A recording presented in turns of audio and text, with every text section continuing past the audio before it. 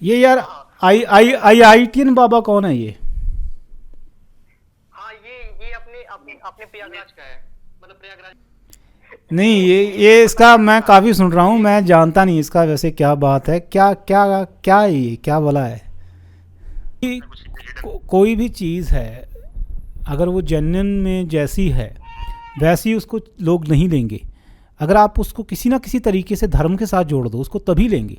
जैसे कल मैं एक मूवी देख रहा था, in the wild, English movie थी। और उसमें क्या होता है, एक इसी तरह से एक लड़का होता है, वो ग्रेजुएट होता है और काफ़ी पढ़ने में होशियार होता है, नौकरी भी उसकी अच्छी लगने वाली थी, पर वो सब कुछ छोड़ छाड़ के जंगल में चला जाता है। और दिखाया गया है कि वो कुछ नहीं एक्चुअली में, उसने उसके पास कुछ पैसे थे वो भी वो जला देता है और वहीं से जंगल में ही जो मिलता है वो खाता है और वैसे ही वहाँ पर जीता है।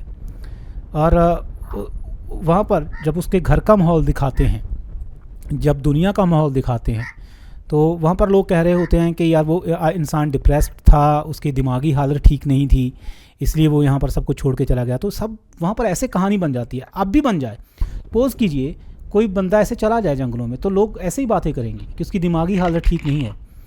और वो बंदा वहाँ पर जंगलों में बड़ी अच्छी लाइफ जी रहा है, बड़ा खुश है वो वहाँ पे, वैसे ही जीते हुए जैसा वो जीना चाहता था। वो कहता भी है, एक उसका डायलॉग था, किसी से बात कर रहा होता है, कहता है मैं अलास्का जा रहा हूँ। तो कहता है अलास्का क्या करोगे? कहता है कि नेचर के बीच, लिविंग एवरी मोमेंट, कि मैं हर एक मोमेंट को जीऊँगा।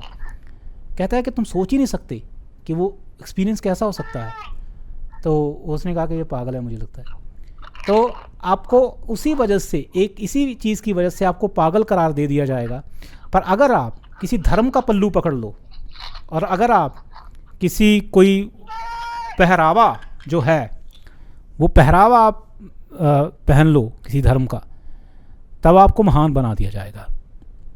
बात यही है। जैसा कि आपने कहा कि धर्म अगर आपके आगे है, उसके पीछे आप कुछ भी कर सकते हो।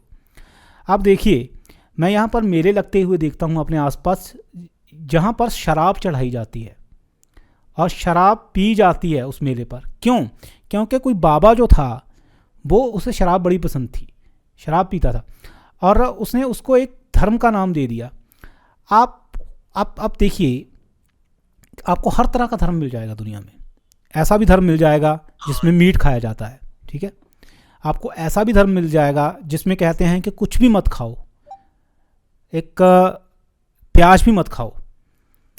और आपको बस उसको एक, अगर तो आप उसको कोई बिना नाम दिए कर रहे हो, जैसे कि मैंने आपको पहले बताया कि वो बंदा जंगलों में चला गया, वहीं खाता था, वहीं सब कुछ करता था, तब तो आपको फिर सब कुछ कहा जाएगा, आपको पागल भी कहा जाएगा, दुनिया आपको सब कुछ कहेगी।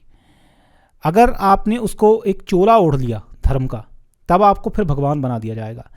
आपको जो भी पसंद है वो कीजिए, पर धर्म की आड़ में कीजिए।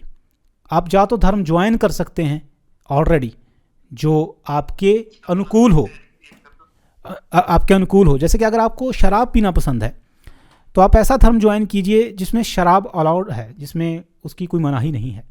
अगर आपको मीट खाना पसंद है तो आप ऐसा धर्म ज्वाइन कीजिए जिसमें मीट की मनाही नहीं है।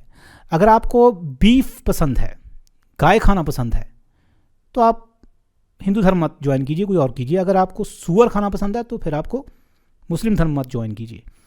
अगर आपको कुछ भी इस तरह से कोई भी है पसंद चीज़, तो आप सर्च कर सकते हैं। 4,000 से ज़्यादा धर्म हैं, लक किस्मत की वजह से कि हमारे पास बड़े लकी हैं हम, कि हमें हर चीज़ करने की आज़ादी है। 4,000 से ज़्यादा धर्म है और आप सर्च कीजिए कि आपका कौन सा शौक़ है और कौन सा धर्म उसको आज्ञा देता है वो चीज़ करने की, वो करिए।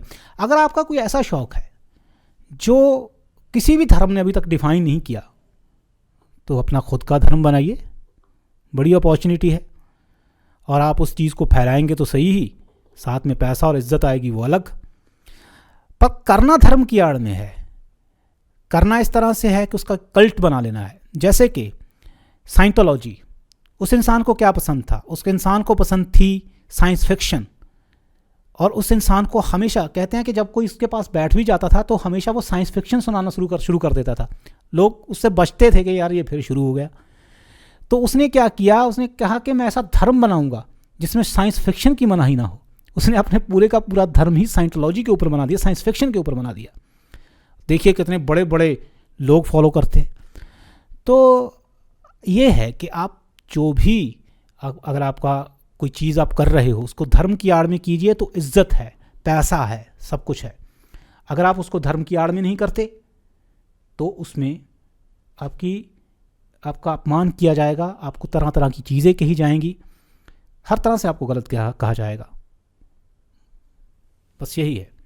तो ये जो IITian बाबा है, सो कॉल्ड IITian बाबा, इस तरह के मैं आपको इतने लोग बता सकता हूँ जिन्होंने सब कुछ छोड़ छाड़ के अपनी लाइफ को बड़ी सिंपल तरीके से जी रहे हैं, जंगलों में जाकर जी रहे हैं, सिर्फ फार्मिंग करके जी रहे हैं, पर वो वायरल नहीं हुए क्योंकि उन्होंने धर्म की आड़ नहीं दी।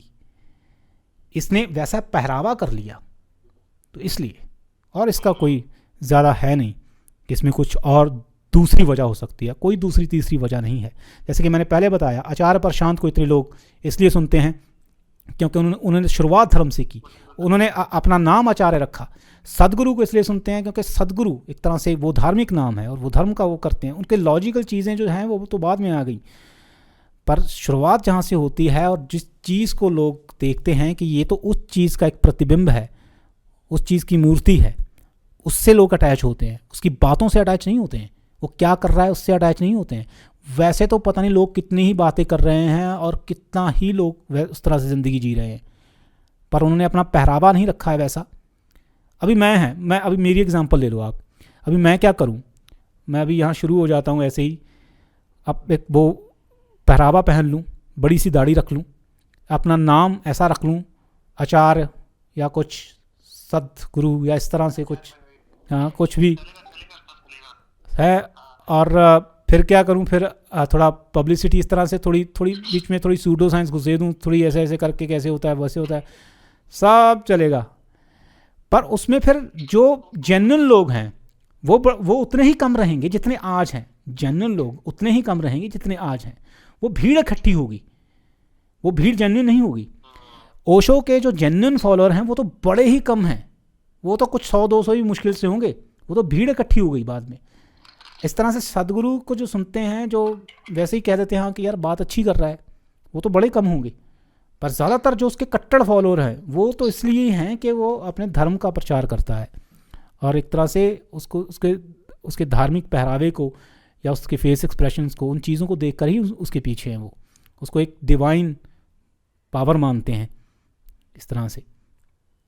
तो ऐसे ही है ये। अभी कोई ऐसी चीज है जो आपको मतलब समझ में नहीं आ रही हो कि हाँ ये चीज कैसे वर्क करती है? हालांकि ठीक है, साइंस वाली चीजें वो ठीक है, उसकी स्टडी कर सकते हैं अपने, उसका पीछे का लॉजिक है, लेकिन एक इन जनरल चीज है कि हाँ यार ये बहुत अजीब है यार, नहीं, इस दुनिया में लॉजिक है, इस दुनिया में एक्चुअली सब अजीब है, हमारी समझ से परे है। पर एक तो हम कह दें कि ये डिवाइन है और दूसरा हम कह दें कि हमारी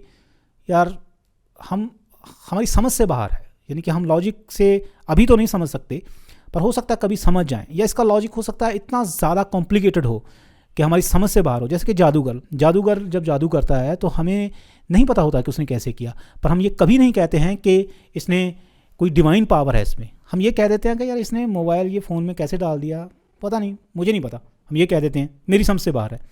इसी तरह से बहुत सारी चीज़ें हैं जो हमारी समझ से बाहर है। जैसे कि क्वांटम कंप्यूटर, हम कह देते हैं कि यार हमारी समझ से बाहर है। क्वांटम कंप्यूटर तो बहुत दूर की बात आ गई।